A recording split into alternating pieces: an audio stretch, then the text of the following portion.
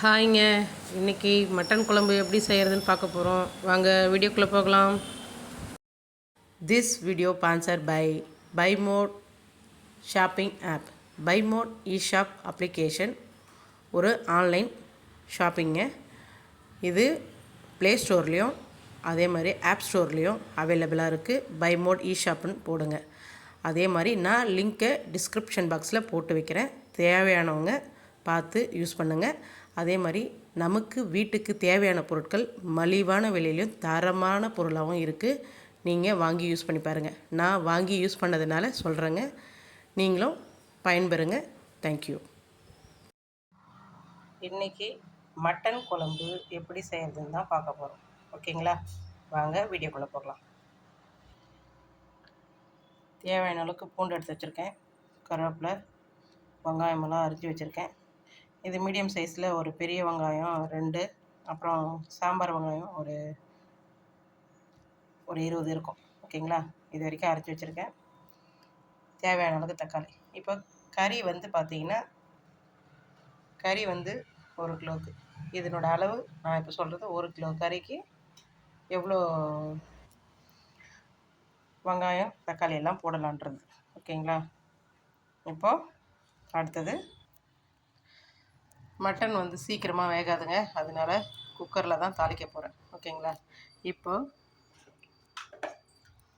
நான் இந்த அளவுக்கு ஒரு 3 கரண்டி ஊற்றி வச்சுருக்கேன் எண்ணெய். ஓகேங்களா?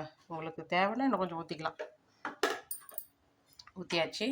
இப்போது நான் எடுத்து வச்சுக்கிற கிராம்பு, அன்னாச்சிப்பூ, பட்டை, சோம்பு இதெல்லாம் போட்டிருக்கேன். இதை நம்ம சும்மா ஒரு வாசனைக்காக இதை போடுறேன். ஓகேங்களா? நல்லா பொரியட்டும், கலர் மாறட்டுங்க. கலர் சேஞ்ச் ஆகிடுச்சு. இப்போ முதல்ல பூண்டை போட்டுக்கலாம்.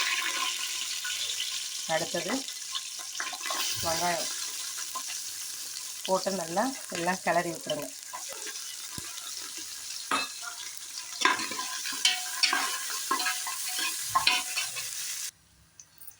இப்போது வெங்காயமெல்லாம் வதங்கிடுச்சுங்க. வெட்டி வச்ச தக்காளியை போட்டு கலந்து விட்டுக்குங்க. அதே மாதிரி காய் சீக்கிரமாக வேகணும்னா கொஞ்சமாக கல்லுப்பு சேர்த்துக்குங்க. தேவையான அளவுக்கு சேருங்க. அதுக்கப்புறமா பத்தலைன்னா நம்ம போட்டுக்கலாம். ஓகேங்களா? நல்லா கொஞ்சம் கிளறி விட்டு சிம்மிலே வைங்க. பார்த்திங்களா? தக்காளி வெங்காயமெல்லாம் நல்லா வதங்கிடுச்சு. இப்போது நம்ம சேர்க்க வேண்டியது இஞ்சி பூண்டு பேஸ்ட். ஓகேங்களா? நான் இந்த கரண்டி அளவுக்கு சேர்த்துருக்கேன். கொஞ்சம் எக்ஸ்ட்ராவும் கொஞ்சம் போட்டுக்கலான்னு இருக்கேன். ஏன்னா கறி கொஞ்சம் அதிகமாக இருக்குது. நல்லா இந்த வாசனை போகிற அளவுக்கு நல்லா கிளறி விட்டுருக்கேன்.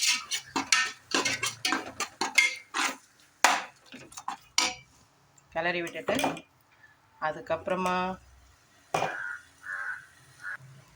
பார்த்திங்களா, நல்லா தக்காளி வெங்காயம் வதங்கவங்களையும் கறியெல்லாம் வெட்டி கொஞ்சம் க்ளீன் பண்ணியாச்சு. ஏன்னா கறியில் ஒரு சில முடிங்கெல்லாம் இருக்கும், ஆட்டோட முடியெல்லாம். அது நம்ம வயிற்றுக்கு போச்சுன்னா நமக்கு வயிறு கொஞ்சம் ட்ரபிள் பண்ணும். ஓகேங்களா? அதனால நல்லா பார்த்து க்ளீன் பண்ணி எடுத்து வச்சுட்டு சமைக்கலாம். ஓகேங்களா? இப்போ க்ளீன் பண்ணியாச்சு. இப்போ நம்ம கறியை சேர்த்துடலாம். வாங்க. வாசனை போயிடுச்சு. இப்போ நல்லா கறியை போட்டு நல்லா கிளறி விட்டுருங்க.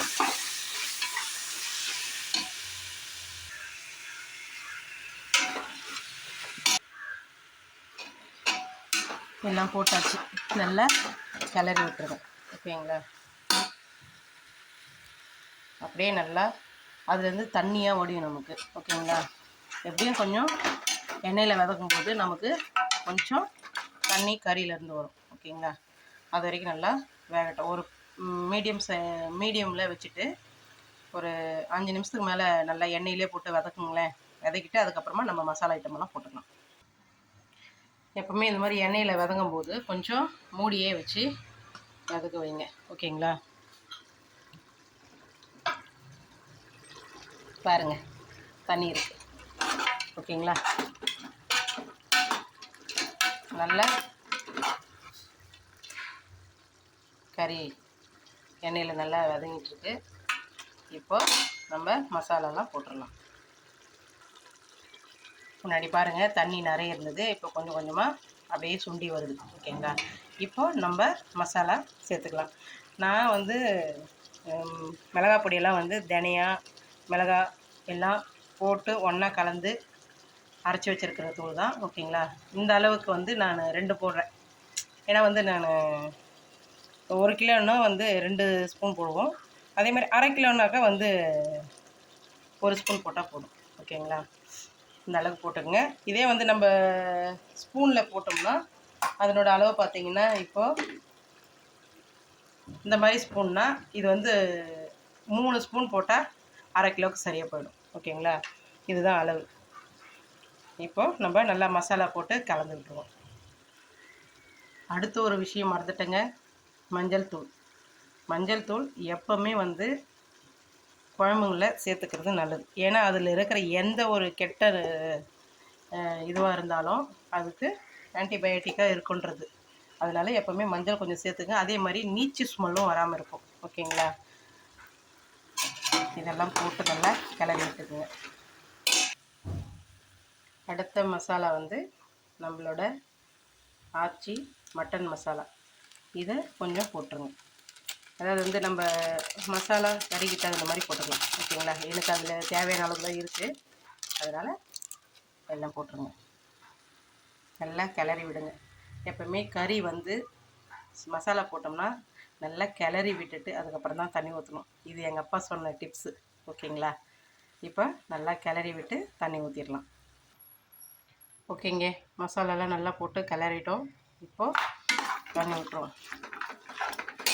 இப்போது தண்ணி விட்டு நல்லா கிளறி விட்டுருங்க. கிளறி விட்டு கரெக்டாக ஒரு 4 விசில் இல்லைன்னா 5 விசில் வைங்க. இதெல்லாம் ஆட்டுக்கறினா ஒரு 3லேருந்து 4க்குள்ளே வெந்துடும். இது கொஞ்சம் ஒரு 5 விசிலாக வச்சா கூட நல்லாயிருக்கும்னு நினைக்கிறேன். ஓகேங்களா, கடைசியாக பார்ப்போம் எப்படி இருக்குன்ட்டு.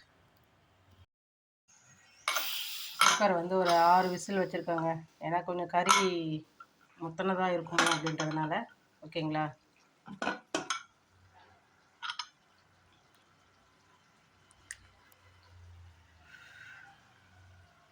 எப்படி இருக்கு பாருங்க. இப்போது கறி வெந்திருக்கான்னு பார்ப்போம் வாங்க. ஏன்னா 6 விசில் வச்சுருக்கேன். சூடாக இருக்குங்க, தொட முடியல பாருங்க, பூ மாதிரி வந்திருக்கு. இப்போ என்ன பண்ணுவோம், கடைசியாக நம்மளுடைய பேரம்பேத்தியை போட்டுருவோம்.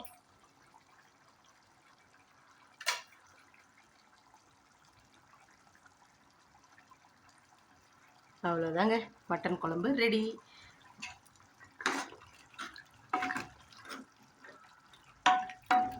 இவ்வளோதாங்க மட்டன் குழம்பு. எனக்கு தெரிஞ்ச ஸ்டைலில் வச்சுருக்கேன். ஓகேங்களா, வீடியோ பிடிச்சிருந்தா லைக் பண்ணுங்கள், ஷேர் பண்ணுங்கள், கமெண்ட் பண்ணுங்கள். மறக்காமல் என்னோடய சேனலை சப்ஸ்கிரைப் பண்ணுங்கள். தேங்க்யூ.